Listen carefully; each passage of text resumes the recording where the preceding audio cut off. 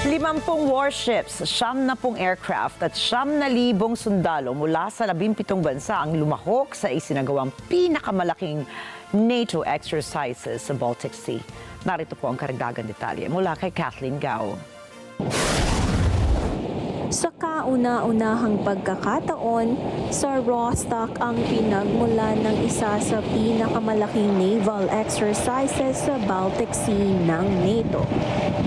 Ang Baltops exercise ngayong taon ay kinabilangan ng USS Flagship Mount Whitney mula sa 6th Fleet ng US Navy.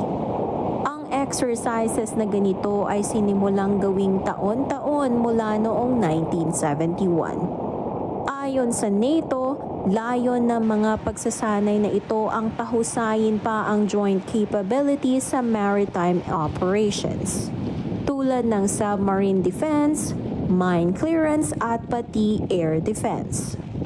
The German Navy and the German Armed Forces, we are determined to strengthen NATO, to strengthen NATO effectiveness and combat effectiveness.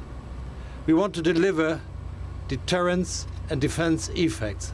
Likewise, Baltops stands as the premier annual joint multinational maritime-focused exercise in the Baltic Sea.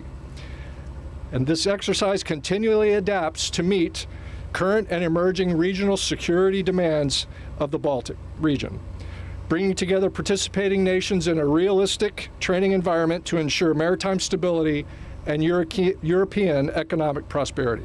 Ang pinakamalaking exercise na ito ay gaganapin hanggang 20 ng Hunyo. Sabay-sabay na maglalayag ang warships mula sa naval base ng Varnemundo sa A5 ng Hunyo. Kathleen Gao para sa mata ng Agila International, trusted, connected, on point.